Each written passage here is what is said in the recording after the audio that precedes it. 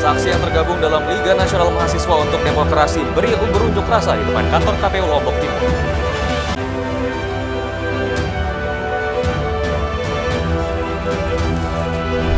Pembeli di pasar tradisional Renteng Praya Lombok Tengah keluhkan kenaikan harga beras.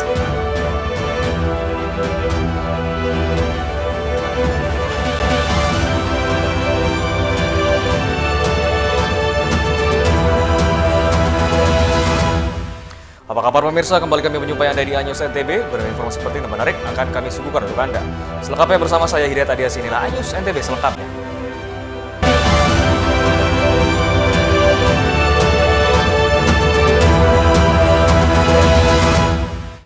Informasi pertama, masa aksi yang tergabung dalam Liga Nasional Mahasiswa untuk Demokrasi berunjuk rasa di depan kantor KPU Lombok Timur.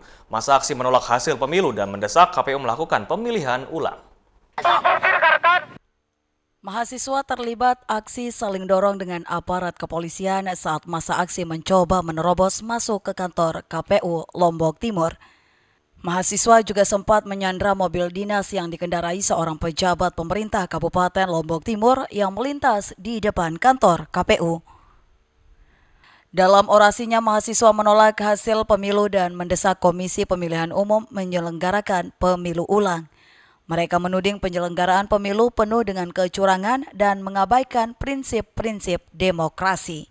Kami Liga Mahasiswa Nasional untuk Demokrasi dengan tegas menolak hasil pemilu 2024 di Kabupaten Lombok Timur. Menyatakan sikap untuk KPU segera melaksanakan pemilu ulang di Kabupaten Lombok Timur. Meski sempat diterima salah seorang pejabat KPU Lombok Timur dan berjanji akan menyampaikan aspirasi mahasiswa, namun peserta aksi tidak puas. Mereka tetap bertahan berorasi dan mengancam akan menginap di kantor KPU sampai aspirasi mereka diterima KPU sebagai penyelenggara pemilu. Aksi mahasiswa ini dikawal ketat aparat kepolisian dari Polres Lombok Timur. Dari Lombok Timur, Ramli Nurawang, iNews melaporkan. Elemen masyarakat yang tergabung dalam Aliansi Awasi Pemilu berunjuk rasa di depan kantor Bawaslu Lombok Barat. Mereka mendesak Bawaslu untuk menindak tegas oknum penyelenggara pemilu yang diduga bermain curang. Sejumlah warga dari Aliansi Warga Awasi Pemilu Jobrak berunjuk rasa di depan kantor Bawaslu Lombok Barat. Mereka mendesak Bawaslu tindak tegas oknum penyelenggara baik panitia pemilihan kecamatan sampai turunannya dan Panwascam sampai turunannya yang diduga bermain dengan peserta pemilu. Pihaknya juga menemukan banyak kejanggalan dalam setiap tahapan pemilu di Dapil Gerung Kuripan, Lombok Barat. Mereka akan membongkar semua permainan yang terjadi. Pelanggaran termasuk money politik yang dilakukan oleh oknum penyelenggara, baik itu PPK, PPRK. Bentuk temuan yang sudah temuannya itu berupa money politik, pelanggaran kode etik selaku penyelenggara, dan itu besok yang akan kami laporkan ke Bawaslu dan meminta teman-teman Gakumdu untuk proses secara hukum yang di wilayah mana kan? Untuk wilayah Dapil 1, Kecamatan Gerung Kuripan. Ketua Bawaslu Rizal Umami yang menemui pengunjuk rasa mengapresiasi langkah dari masyarakat yang berani melakukan pelaporan terkait dugaan kecurangan yang dilakukan baik dari Panwascam dan PPK ketika memenuhi unsur Tipilu, maka harus segera ditindaklanjuti. Kami terbuka untuk dikritik maupun otokritik terhadap kami. Nah, tetapi yang menjadi catatan kami adalah bahwa tindakan-tindakan itu, tuduhan-tuduhan itu harus disampaikan dalam bentuk laporan. Setelah menyampaikan aspirasinya, pengunjuk rasa langsung membubarkan diri dan akan memberikan data langsung saat melakukan pelaporan. Dari Lombok Barat, Muzakir, iNews melaporkan. Bawaslu Lombok Barat sanksi tegas penyelenggara pemilu yang memanipulasi perolehan hasil pemilihan legislatif di mana menyusul adanya indikasi kecurangan saat proses rekapitulasi di tingkat PPK. Bawaslu Lombok Barat ancam keras para penyelenggara yang berani memainkan suara calon anggota legislatif dari DPR RI beserta turunannya, terutama tingkat DPRD Kabupaten Kota di Lombok Barat, menyusul banyak informasi yang masuk terkait ketatnya persaingan pada level ini ketika melakukan monitoring di Kecamatan Kediri, Lombok Barat. Ketua Bawaslu Lombok Barat Rizal Umami yang dikonfirmasi di sela-sela kunjungannya pada proses rekapitulasi di Kecamatan Kediri dan Narmada mengungkapkan potensi kecurangan yang bisa saja terjadi ketika para oknum calon legislatif bekerja sama dengan penyelenggara untuk memainkan suara. Bawaslu Lombok Barat menginstruksikan kepada semua jajaran penyelenggara baik Panwascam melakukan pengawasan ketat ke panitia pemungutan suara kecamatan, oknum caleg dan tim sukses yang memiliki kepentingan saat proses rekapitulasi. Menurut Ketua Bawaslu Lombok Barat mengacu pada Undang-Undang Nomor 7 Tahun 2017 tentang pengawasan pemilu, kepada siapapun kontestan pemilu yang merasa dirugikan, segera melaporkan kecurangan atau apapun jenis kerugian dalam proses rekapitulasi tersebut, karena hanya itu ruang yang bisa diambil oleh peserta pemilu untuk menjaga integritas pemilu. Kami yakinkan bahwa proses pemilihan 2024 ini berjalan dengan baik. Kalaupun ada hal-hal yang kira-kira saksi tidak setuju atau sebagainya, silahkan disampaikan. Sepanjang itu dapat dibuktikan, kami akan menindaklanjutinya dengan mekanisme pelanggaran, sengketa, dan lain sebagainya. Sementara itu, Sekretaris KPU Lombok Barat Lalu Serman yang ditemui media ini di Gedung Budaya Narmada mengungkapkan jika proses rekapitulasi saat ini sedang lakukan penundaan karena instruksi dari KPU RI namun kondisi masih aman terkendali. Ya, itu kan sudah ada arahan dari Ketua bahwa si rekap yang dipergunakan kalau seandainya bermasalah kita pakai yang PDF yang sudah difoto oleh masing-masing TPS. Sementara itu, arahan dari KPU RI melalui KPU Provinsi bahwa akan dilakukan pembersihan data terhadap data ekstrim, yaitu keberadaan gambar C-hasil dengan angka di info pemilu mulai tanggal 18 sampai dengan 19 Februari 2024. Dari Lombok Barat, Muzakir, iNews melaporkan. Kami akan segera kembali, tetaplah bersama iNews NTB.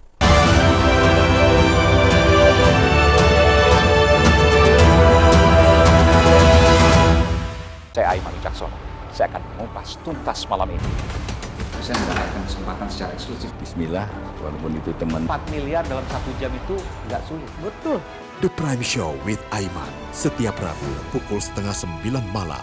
Saya Prabowo Revolusi, kita berbagi cerita. Rupanya konspirasi itu ini. Oh iya. Apakah jadi capres? Kita setuju. Sebetulnya saya ini untuk menjadi presiden, saya harus siap. Konspirasi Prabu, setiap Rabu pukul 9:30 malam. Hadir menemani pagi Anda dengan sajian informasi unik dan menarik. Walabi hutan yang merupakan hewan asli Papua Nugini. Dari Jepang disebut sebagai kare raisu. Menghadirkan bintang tamu yang menginspirasi. Campuran apa ini? Ini lemon. Oh lemon, iya. Kita peres, itu harus dipotongin dengan dekat bagian mata. Kalau nggak Morning Update, Senin sampai Jumat pukul 7 pagi di iNews. Money Weekendmu bersama program kuliner spesial. Kalaparan, eksplor gokil wisata kuliner. Tempat makan yang jarang terekspos. Food Diary, mengupas sejarah kuliner, hidangan viral dari Nusantara sampai mancanegara. Mantap! Saksikan Kuliner Special Weekend, Sabtu dan Minggu pukul 10 pagi di iNews.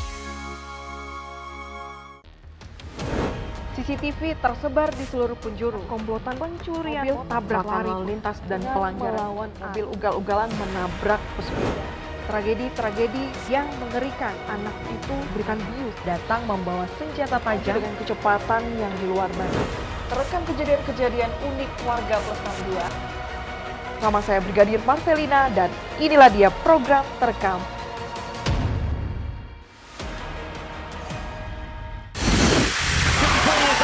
Formula E World Championship kembali digelar. For the first time, we agree. Balapan lengkap sepanjang tahun. Beradu kecepatan menjadi sang juara.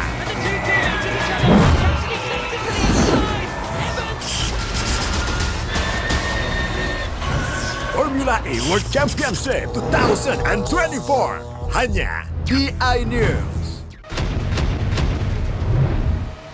Beating all the way through the competition.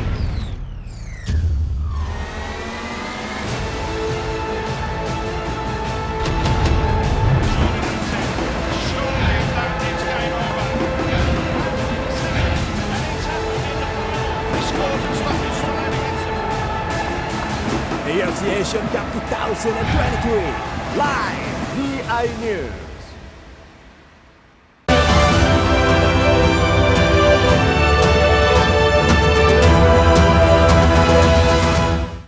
Terima kasih Anda masih bersama kami pemirsa. Pembeli di pasar tradisional Renteng Praya Lombok Tengah keluhkan kenaikan harga beras yang menembus angka Rp17.000 per kilogramnya. Dinilai sangat memberatkan rakyat kecil. Harga beras di sejumlah daerah khususnya di pasar Renteng Praya Lombok Tengah terus mengalami kenaikan. Dari harga semula Rp15.000 per kilonya kini naik menjadi Rp16.500 hingga Rp17.000 per kilo. Pedagang mengaku kenaikan beras ini terjadi hampir setiap harinya jika dibandingkan dengan tahun-tahun sebelumnya dan lonjakan harga beras paling tinggi terjadi di tahun ini. Sementara di tahun sebelumnya kenaikan hanya mencapai Rp12.000.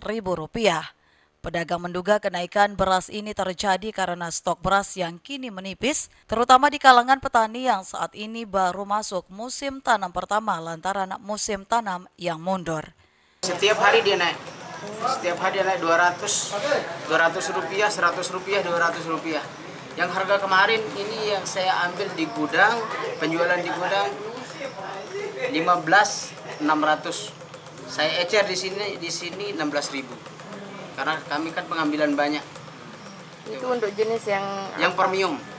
Pak, sepanjang ini paling tinggi ya? Sepanjang penjualan beras, ini sudah yang paling tinggi. Sementara itu akibat beras mahal, para pembeli mengeluh lantaran selain harga bahan pokok yang lain naik, harga beras juga melonjak tinggi. Pembeli pun mengaku kesulitan dalam memenuhi kebutuhan pokok mereka. Naik sekali, jauh dari jangkauan. Biasanya tahun-tahun kemarin tidak nyampe 11, 10 itu udah paling mentok. Sekarang sampai 17, ini 17,5, gimana ini kita mau hidup?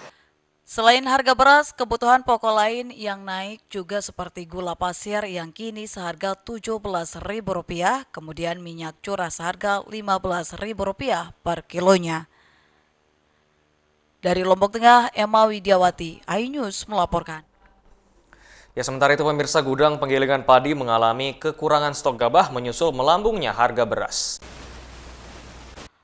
Pasokan gabah di Lombok Barat mengalami penurunan drastis akibat berkurangnya lahan produktif. Hal ini berdampak pada kenaikan harga beras yang mencapai Rp17.000 per kilogram di sejumlah pasaran. Para pedagang dan pengusaha gabah mengeluhkan kesulitan mendapatkan bahan baku. Pengusaha gabah asal Bagepolak, Lombok Barat, Ahmad Basahil, mengatakan kesulitan mendapatkan bahan baku gabah untuk diolah menjadi beras. Stok gabah dari Lombok Tengah juga menurun hingga 40%. Banyak gudang yang kosong karena permintaan gabah dari daerah lain seperti Mujur, Janapria, dan Batu Nyale. Sebelumnya, para pengusaha penggilingan padi bisa menyerap 400 ton gabah dari satu lahan di Bagepolak, namun sekarang turun 50% menjadi 200 ton dan produksinya juga turun dari 2 ton menjadi 1 ton karena kurang bahan baku gabah dari petani. Ya, cukup dibilang agak sulit ini karena terbentur masalah pasokan bahan pokok ini kan. Gabahnya. Dari gabahnya ke beras. Ya, masalah dari lahan produktifnya ya sudah berkurang. Untuk stok sendiri berarti betul-betul limit. Ya, betul-betul limit sekarang ini. Nggak kesulitan.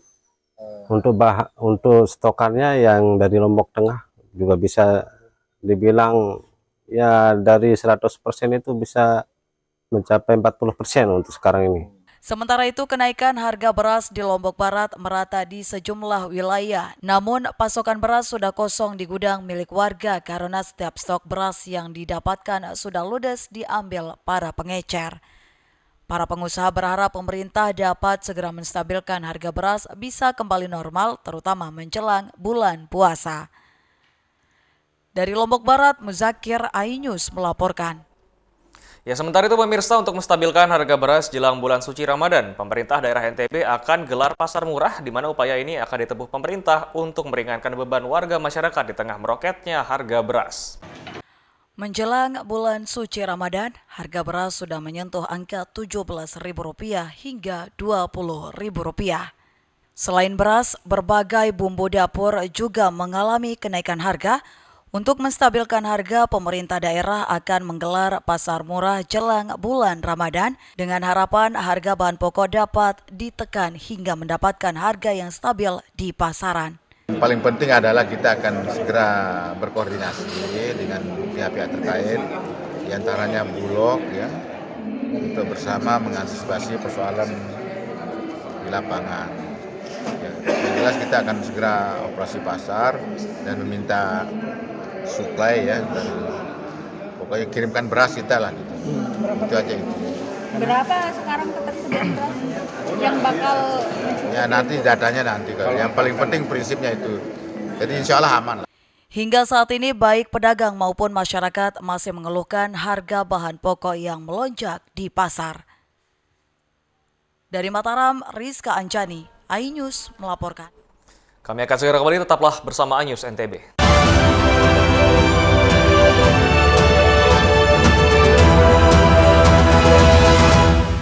Mandi Weekendmu bersama program kuliner spesial. Kalaparan, eksplor gokil wisata kuliner. Tempat makan yang jarang terekspos. Food Diary, mengupas sejarah kuliner, hidangan viral dari Nusantara sampai mancanegara. mantap. Saksikan Kuliner Spesial Weekend, Sabtu dan Minggu, pukul 10 pagi di iNews. Menyoroti kecurangan. Yayasan Al Zaitun 580 tersangka. Dia juga koma. Dan nggak lama lah, saya pasti lawan. Menyuarakan keadilan. Netizen banyak menghujat. Setrum di sini sentuh oleh hukum, tidak mencapai target. Laporan mendalam dan eksklusif. Kalau langsung cuma 20 miliar. Amerika Serikat yang akan dikembalikan ke Kejaksaan Agung. AB Plus setiap Minggu pukul 7.45 pagi di iNews. Formula E World Championship kembali digelar. For the first time, we agreed. Balapan lengkap sepanjang tahun. Beradu kecepatan menjadi sang juara.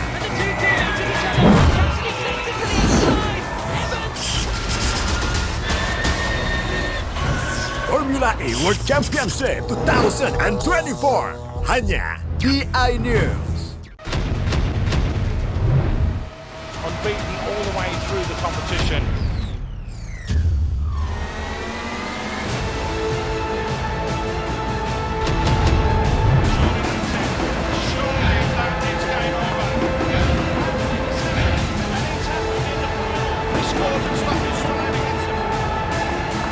AFC Asian Cup 2023 live di iNews.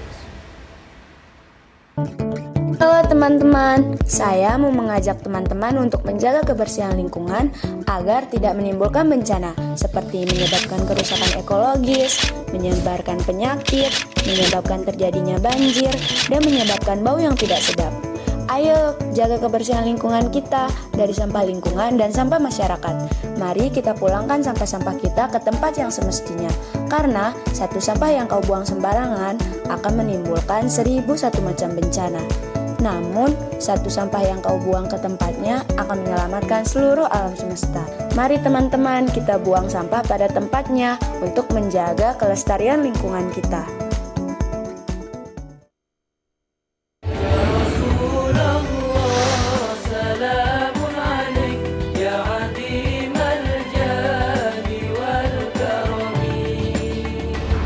Nikmatnya Ramadan hanya di iNews.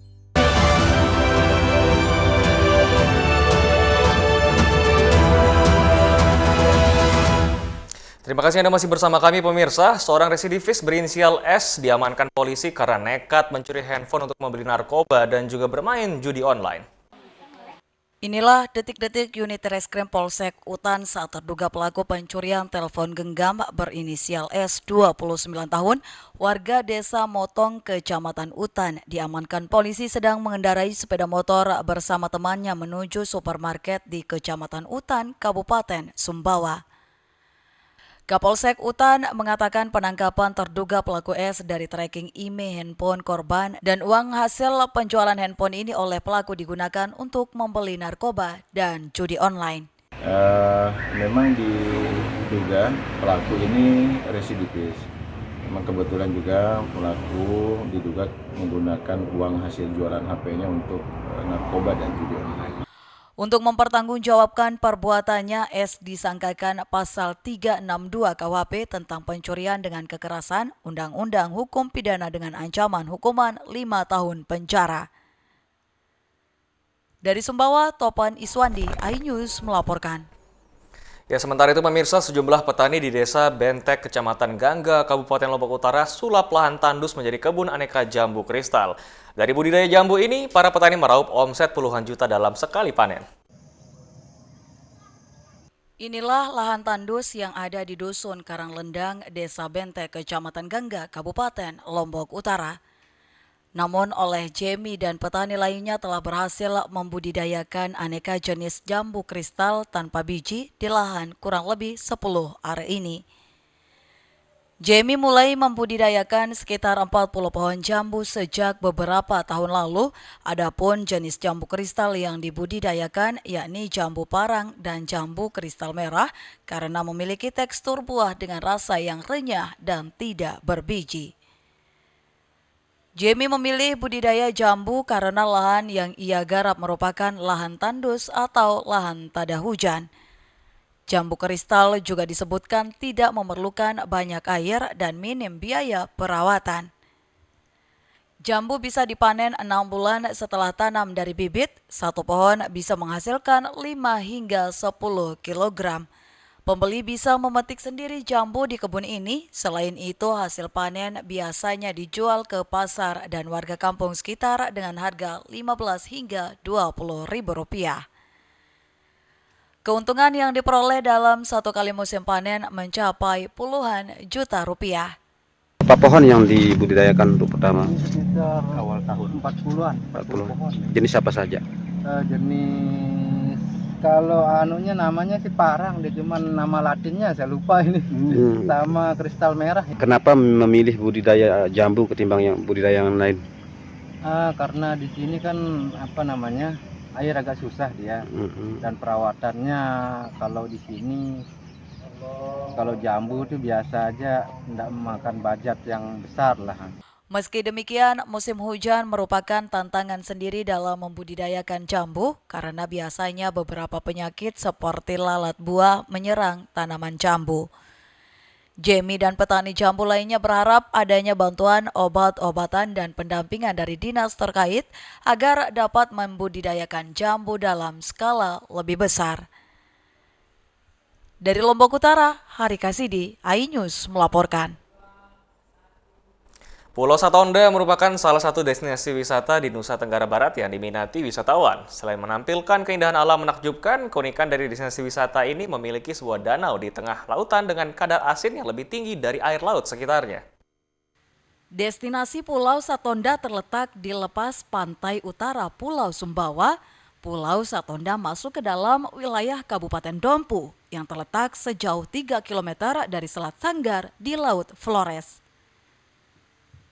Pulau Satonda merupakan salah satu surga tersembunyi dengan danau purba yang terbentuk di tengah-tengah pulau yang terbentuk dari letusan Gunung Satonda ribuan tahun silam. Gunung Satonda merupakan gunung api purba yang usianya jauh lebih tua dibandingkan Gunung Tambora yang berjarak sekitar 30 km dari pulau ini. Pulau yang terdiri dari perairan ini memiliki luas 2.600 hektar yang terdiri dari daratan dan perairan. Pulau Satonda berdiri kokoh dan indah di tengah-tengah lautan dengan hijaunya vegetasi yang tumbuh menutupi ganasnya gunung aktif Satonda.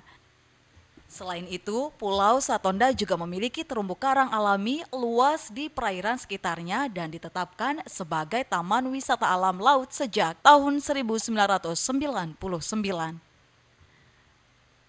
Keunikan dari pulau ini memiliki sebuah danau di tengah lautan dengan kadar asin yang lebih tinggi dari air laut yang dikelilingi Gunung Satonda dengan luas 2,5 km persegi dengan kedalaman 86 meter. Belum diketahui penyebab air di danau ini asin, Namun, banyak beranggapan yang menyatakan air asin tersebut dikarenakan bercampurnya air danau dengan air laut yang terperangkap di danau saat Gunung Tambora meletus. Dari penelitian ilmuwan Eropa pada 1984, 1989, dan 1996, menemukan kadar air danau Satonda asin dengan tingkat rasa yang lebih tinggi daripada air laut biasa. Keduanya menyimpulkan cekungan yang membentuk danau ini terbentuk dari kawah yang berusia lebih dari 10.000 tahun. Sementara itu, masyarakat setempat memiliki cerita tersendiri dari terbentuknya danau air asin Satonda ini. Mereka percaya danau tersebut berasal dari air mata penyesalan Raja Tambora karena pinangnya ditolak mentah-mentah. Kemudian sang Raja Tambora tidak mengetahui wanita pinangannya adalah ibu kandungnya sendiri. Pasalnya Raja telah berpisah dengan sang ibu sejak kecil karena lamarannya ditolak. Sang Raja pun murka hingga membuat Gunung Tambora meletus.